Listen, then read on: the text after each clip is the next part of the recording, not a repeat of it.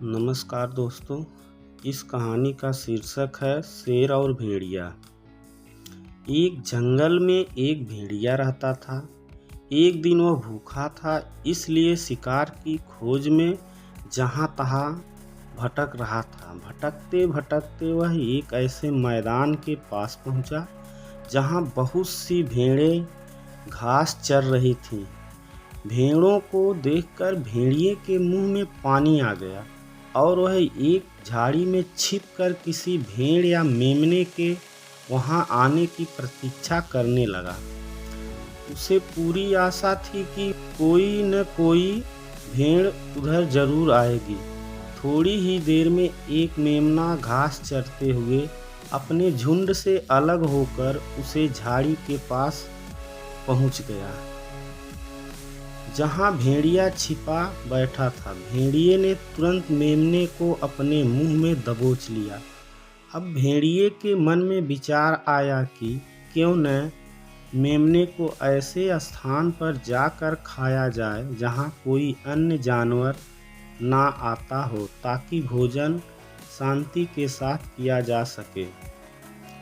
दुर्भाग्यवश रास्ते में उसे एक शेर मिला जो स्वयं भी शिकार की खोज में था। भेड़िए के मुंह में मेमना देखकर शेर जोर से गुर्राया और बोला, जहां खड़े हो वहीं रुक जाओ, एक कदम भी आगे मत बढ़ाना। भेड़िया डर के मारे बुत बनकर वहीं खड़ा हो गया और उसके मुंह से मेमना छूटकर जमीन पर गिर गया। शेर ने भेड़िए का भोजन उठाया और उसे अपने मुंह में दबाकर अपनी गुफा की ओर चल दिया। वह बिना अधिक प्रयास किए ही खाना मिलने पर खुश था। अभी शेर कुछ ही कदम बढ़ा था कि भेड़िया धीरे से बुदबुदाया, यह तो दिन दहाड़े चोरी है। क्या जंगल के राजा को किसी से शिकार छीनना शोभा देता है? राजा को तो अपनी प्रजा का ध्यान रखना चाहिए, लेकिन यहाँ तो उल्टा ही हो रहा है। राजा ही सरासर अन्याय कर रहा है, किसी का हक छीन रहा है।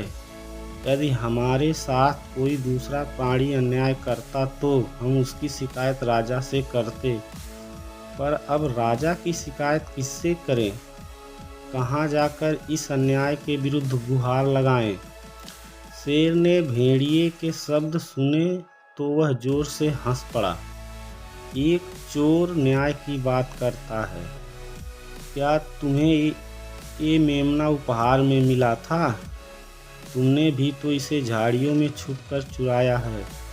क्या यह न्यायपूर्ण है? क्या एक चोर का चोरी के विषय में न्याय मांगना शोभनीय है?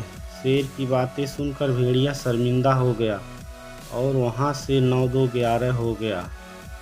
धन्यवाद।